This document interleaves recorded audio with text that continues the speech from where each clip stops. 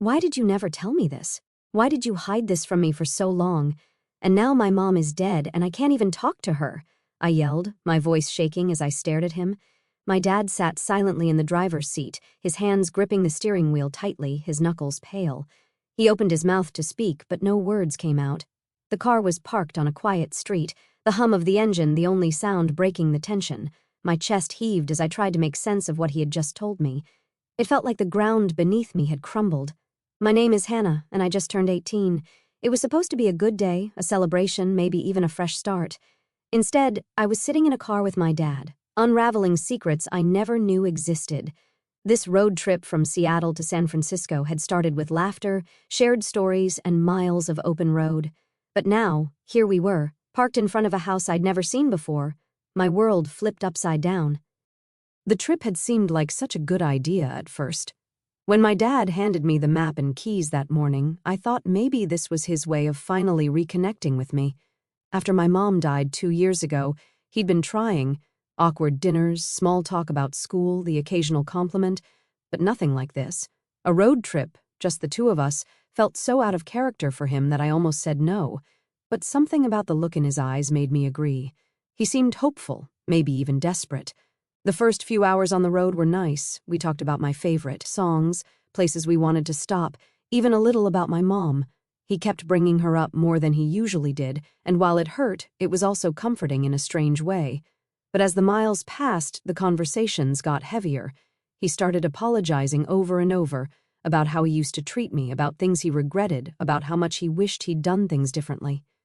At first, I thought it was just his grief talking, but the closer we got to San Francisco, the more unsettled I felt. Something was coming, I could feel it. The first night we stopped at a small roadside motel. It wasn't much, just a bed, a heater that barely worked, and a vending machine humming outside our window. We grabbed dinner at a diner nearby, and I could tell he was trying to keep things light, but there was something in his eyes, a weight he couldn't quite hide. "You okay, Dad?" I asked as we sat across from each other, the fluorescent lights making the place feel colder than it was. He hesitated, his fork halfway to his mouth. "Yeah," he said, but his voice didn't match his words. He cleared his throat and forced a smile. "Just tired, that's all. It's been a long day."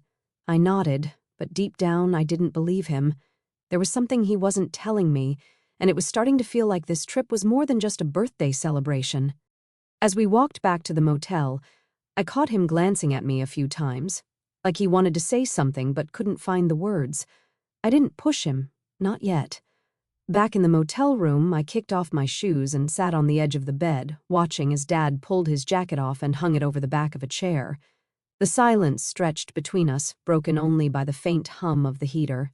Finally, I couldn't take it anymore. "Dad," I said, my voice softer this time, "why do I feel like there's something you're not telling me?" He stopped, his back to me, and sighed deeply.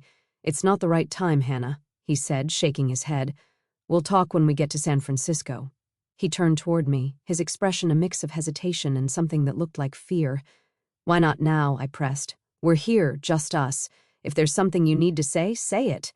He rubbed his face with his hands, sitting down heavily in the chair. "It's complicated," he finally said. "I've made mistakes, Hannah, big ones, things I regret, things I can't change." He looked up at me, his eyes full of something I couldn't quite place. "Your mom always knew how to fix things, how to make things better. I didn't, and when she was gone, I didn't know how to be what you needed." I leaned forward, my heart pounding. "What are you talking about? You've been trying. I mean, things haven't been perfect, but I see you've been trying. Why are you being so hard on yourself?" He let out a bitter laugh. "Trying isn't enough, not after everything. I wish I could go back, do things differently. I was so caught up in my own pain, my own failures, that He trailed off, looking down at his hands. "I don't want you to think. I didn't love you, Hannah. I did. Your mom and I both did. But there were days I didn't know how to show it." I sat back, stunned by the raw honesty in his voice. "Dad," I said quietly, "I don't know what to say." He looked at me, a sad smile playing on his lips. "You don't have to say anything, kiddo. Just know that everything I've done on this trip, everything I'm going to tell you, is because I want to make things right." That night, as the room grew quiet and my dad's steady breathing signaled he'd fallen asleep, I lay awake, staring at the cracked ceiling. My mind wandered back to my childhood, to all the moments that still stung. No matter how much time had passed. My dad wasn't always cruel, but he was always distant, like I was a responsibility he couldn't quite figure out how to handle. I thought about the times he yelled, over spilled milk, forgotten chores, or grades that weren't perfect enough. The harshness in his voice had been like a slap, leaving me small and uncertain. Even when my mom would step in to soothe things, there were the disagreements that spiraled into full-blown arguments, his frustration with me palpable, though I never really understood why. I tried to remember moments of warmth between us, but they were few and far between. My mom had been my anchor through it all, the one who told me I was enough, the one who loved me without conditions. Without her, it was like I was navigating a storm alone. My mom was everything my dad wasn't. She had this way of making every moment feel special, like the world stopped when she looked at me. Her hugs could erase any bad day, and her laughter was the kind that filled the whole room.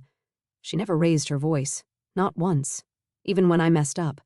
Instead, she'd sit with me, talk things through, and make me feel like I mattered.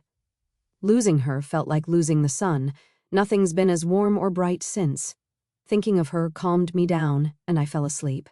The next morning, I found my dad sitting by the motel window, staring out at the parking lot.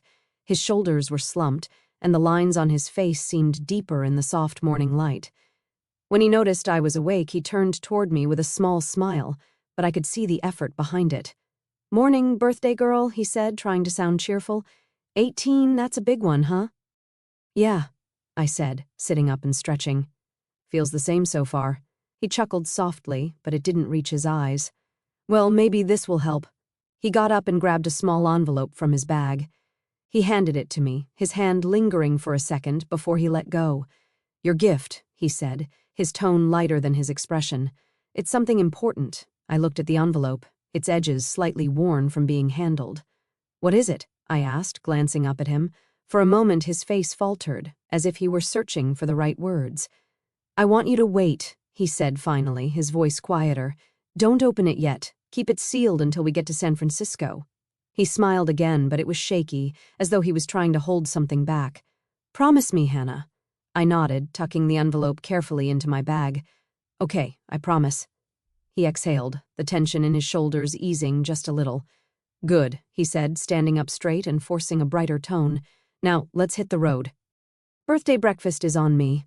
But even as he tried to sound upbeat, I could see the weight he was carrying. Whatever was in that envelope, it wasn't just a birthday surprise, it was something more. We checked out of the motel and headed to a small diner down the road. My dad ordered pancakes for me, stacking them high with whipped cream and a candle stuck right in the middle. "Can't have a birthday without cake," he said with a grin, but his voice wavered just enough for me to notice. I smiled back, trying to match his energy, even though the envelope in my bag felt heavier with every passing minute.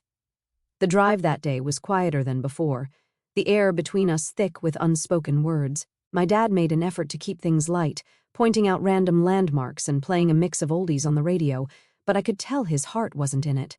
Every now and then, I'd catch him glancing at me, his jaw tightening like he was gearing up to say something but couldn't. The closer we got to San Francisco, the more I felt the weight of something hanging over us, something he wasn't ready to share just yet. By late afternoon, the city came into view, its skyline outlined against the fading sun. My dad fell silent as we crossed the bridge, the usual hum of his chatter replaced by a deep, almost brooding quiet. I watched him out of the corner of my eye, his grip on the steering wheel tightening as the car weaved through traffic. "We're almost there," he said finally, his voice low. "We'll check into the hotel first." When we pulled into the lot of a modest hotel on the outskirts of the city, he parked and sat there for a moment, staring straight ahead. "You all right, Dad?" I asked, my voice tentative. He nodded quickly, but his eyes told a different story. "Just tired," he muttered. He got out of the car before I could say anything else, grabbing his bag and heading inside. I followed, my heart pounding with the growing sense that whatever he had to say, it was going to change everything. Inside the hotel room, my dad dropped his bag by the door and glanced at his watch. "Get your things settled," he said, his voice lighter than it had been all day. "There's a place I want to take you tonight." I looked at him curiously as I set my bag on the bed. "A place? What kind of place?" He smiled faintly, avoiding my gaze. Just somewhere special. Trust me, you'll like it." His tone was calm, but I could hear an edge of nervousness. Still, I wanted to believe it was something good. Maybe this was his way of celebrating my birthday after such a strange day. "Okay," I said, shrugging. "Let me freshen up first." As I washed up, I wondered what he had planned. A nice dinner, maybe? A surprise spot my mom used to talk about? The thought made me smile briefly. For a moment, I let myself feel excited, like maybe tonight would be the good memory I'd been hoping for. After I got ready, we headed out into the city. The streets were alive with energy, neon signs flickering against the dusk, and the hum of conversations and traffic filled the air. My dad was quiet as he drove, navigating through unfamiliar roads with a focused expression. "So," I said, trying to lighten the mood, "are you going to tell me where we're going, or is this part of the surprise?" He glanced at me briefly, a faint smile tugging at the corner of his mouth. "It's a surprise," he said, his tone softer than usual. "Just sit back and enjoy the ride." I leaned against the window, watching the city blur past us. For a moment, I let myself believe this was a good thing, that he'd planned something special for me, a restaurant, a landmark, maybe even a memory tied to my mom. But as the streets grew quieter and the buildings less polished, I started to feel that familiar knot of unease creeping back in. We eventually turned onto a narrow, dimly lit street lined with small, worn-down houses. My dad slowed the car, his eyes scanning the numbers on the faded mailboxes. "Here we are," he said softly, pulling over in front of a modest, weathered home with chipped paint and a sagging porch. The engine quieted as he turned it off, and for a moment, the silence in the car was deafening. I frowned, glancing around. "This is it?" I asked, my voice tinged with confusion. "What are we doing here?" I had been expecting a restaurant, a park, something joyful to mark the day, not this. My dad didn't answer right away. He just stared at the house, his fingers gripping the steering wheel tightly again. "I need to tell you something, Hannah," he said finally, his voice trembling. "And it's not going to be easy." My chest tightened as I looked back at him. "What is it, Dad?" I asked cautiously. "You're scaring me." He let out a shaky breath, finally releasing his grip on the steering wheel.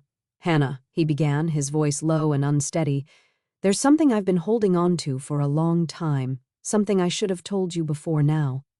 He paused, running a hand through his graying hair. "You know, after your mom died, I thought about telling you 100 times, but every time, I talked myself out of it. I told myself it wasn't the right time, or that it would only hurt you more. But the truth is, I was scared. Scared of how you'd look at me after I told you. Scared of what it would mean for us."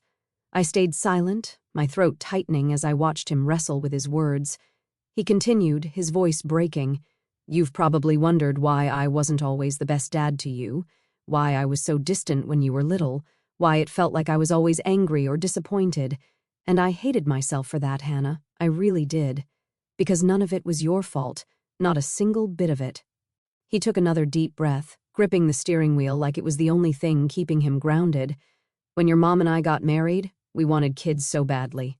She talked about it all the time, about what our family would look like, about how much love we had to give, but we couldn't. I couldn't. And that broke something in me.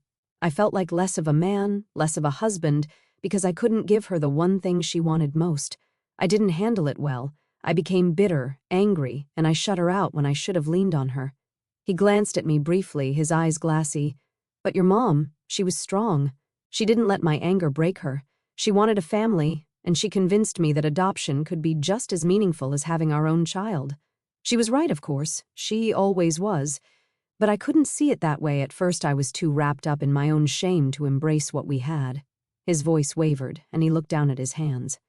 "When we brought you home, I wanted to be the dad you deserved. I really did. But every time I looked at you, I saw my own failure. I saw everything I couldn't give your mom. And instead of facing that, instead of working through it, I took it out on you. I put distance between us because I thought it would protect you from me. But all it did was hurt you, and I hate myself for that." Tears were streaming down my face now, but I didn't say anything. He wasn't done. "When your mom died, everything changed. Losing her was like losing the best part of me, and it made me realize how much I had failed you, how much time I had wasted being the kind of father you didn't deserve. That's why I've been trying, Hannah. Trying to make it right, even if I know I never really can." He paused again, his hands trembling. And now you're 18. Your mom and I always agreed that when you turned 18, we would tell you the truth. But after she died, I didn't know how to do it on my own. I didn't know if I could find the words, if I could face the questions you'd have.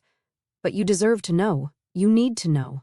He looked at me, his eyes full of regret and something that looked like relief. "Hannah, you're adopted. We adopted you when you were a baby. Your mom and I wanted you to know, but we wanted to wait until you were old enough to understand. And now, here we are." I sat there, frozen, the word echoing in my head, adopted. It was as if the world had tilted on its axis, and I was left trying to find my balance. I opened my mouth to speak, but no words came out. My dad didn't move, his hands still trembling as they rested on the wheel. "Hannah," he said softly, his voice breaking the silence.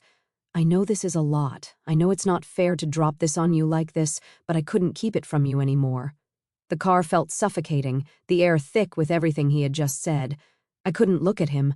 I couldn't do anything but stare at the house in front of us, the chipped paint, the overgrown lawn. It all blurred as tears filled my eyes. "Why?" I finally managed to choke out. "Why would you wait so long to tell me? And now my mom's gone, and I can't even ask her. I can't even talk to her about it." My voice cracked, and I felt my chest heaving with the weight of it all. My dad's head dropped, his shoulders sagging as though the weight of my words had physically hit him. "I know," he said quietly, his voice thick with emotion. "I know I should have told you sooner. Your mom wanted to tell you earlier. She thought we should when you were younger, but I—" He sighed, his hands gripping the wheel tightly again. "I was a coward, Hannah. I didn't know how to handle it, and after she was gone, I didn't know if I could face it without her." I turned to him, my voice trembling with anger and sadness. "And this house? What is this? Why are we here?" He swallowed hard, his eyes fixed on the dashboard. "This is where your biological mother lives," he said, his words slow and deliberate. We thought you might want to know where you came from, who she is. But that decision is yours to make. I'll support whatever you decide." Before I could say anything, my dad nodded toward the glove compartment. "Get the envelope," he said quietly, his voice steadier now but still laced with emotion. I hesitated but reached over and opened the compartment. There it was, sitting where I had placed it that morning, now carrying a weight I hadn't understood until this moment. "Open it," he said again, his eyes fixed straight ahead, avoiding mine. Slowly, I slid my finger under the flap and pulled out a single folded piece of paper. My heart pounded as I unfolded it, my breath catching in my throat when I saw what it was. My birth certificate, my original birth certificate. The name under mother wasn't my mom's. It was a name I didn't recognize, written in bold, unyielding ink. I stared at it, the words swimming on the page. What is this?" I asked, my voice barely a whisper. My dad exhaled deeply, finally turning to look at me, his eyes filled with a mix of sorrow and guilt. "It's the truth, Hannah," he said quietly. "It's where your story began." I couldn't take my eyes off the certificate. My fingers traced the unfamiliar name under mother as a lump formed in my throat. Everything felt surreal, like I was watching someone else's life unfold. "This can't be real," I said, my voice shaky. "Why didn't you tell me before? Why did you and Mom keep this from me?" My dad's shoulders slumped, and he let out a long, ragged sigh. "We thought we were doing what was best," he said, his voice heavy. "Your mom and I wanted to wait until you were old enough to understand, but time kept slipping away. And then she was gone, and I didn't know how to tell you on my own. I thought I'd lose you, Hannah. I was afraid you'd hate me for keeping it from you." As I sat there, trying to process the words on the birth certificate, something caught my eye. There was movement inside the house. A shadow passed behind the curtains of the front window, and for a moment, I thought I saw someone glance out. My breath hitched, and I instinctively clutched the paper tighter, like it might anchor me in the whirlwind of emotions.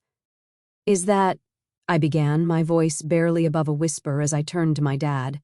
He nodded slowly, his gaze fixed on the house. "That's her," he said quietly. "Your biological mother." His words hung in the air, thick and heavy, as I turned back toward the house, my mind racing. 1,000 questions flooded my head, but I couldn't form a single one aloud. I couldn't tear my eyes away from the house. The curtain shifted again, and this time, the figure lingered, their outline just visible against the glow of a dim lamp inside. My chest tightened, and I felt a strange pull, curiosity, fear, anger, all tangled together. "What do?" I whispered, almost to myself. My dad didn't answer right away. He just sat there, his hands resting on the steering wheel, his expression unreadable. "It's your choice, Hannah," he said finally, his voice steady but soft. "I brought you here because I thought you had a right to know. But whether you want to meet her, that's entirely up to you. Whatever you decide, I'll be here." And now I'm here, sitting in this car with everything I thought I knew about myself turned upside down. My dad's words keep echoing in my head, "It's your choice." But how do I even begin to make this decision? On one hand, meeting her, my biological mother, could give me answers to questions I didn't even know I had. Who is she? Why did she give me up? Does she think about me?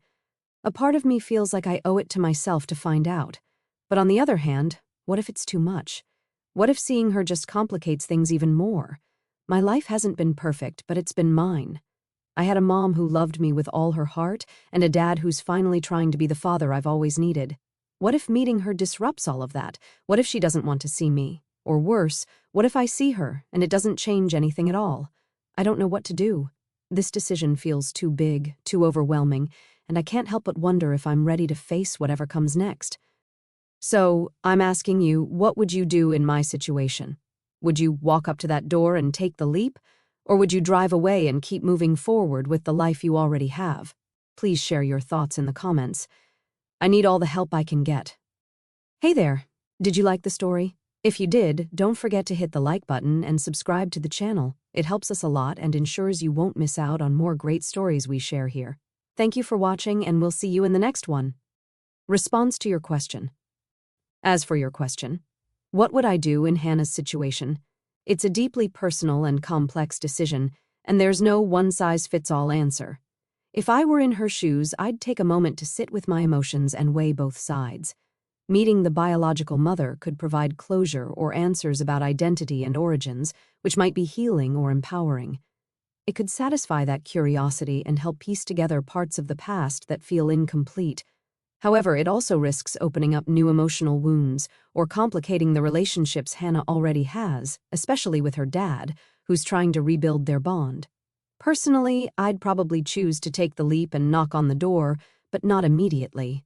I'd need time to process the revelation and prepare myself emotionally for whatever might come, whether it's a warm reunion, an awkward encounter, or even rejection.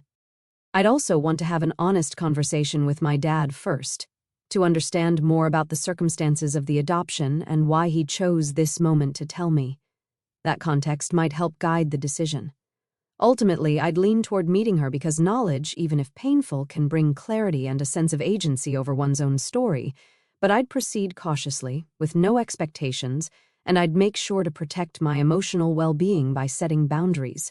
For example, I might start with a letter or a brief meeting rather than diving into a deep relationship right away. That said, choosing to drive away is equally valid. If Hannah feels content with her life and her memories of her adoptive mom, and if she's worried that meeting her biological mother might disrupt her healing or her relationship with her dad, it's okay to prioritize the life she knows. Sometimes, protecting your peace is the bravest choice. What do you think? Have you faced a similar decision, or do you have insights that might help Hannah? Let's keep the conversation going in the comments.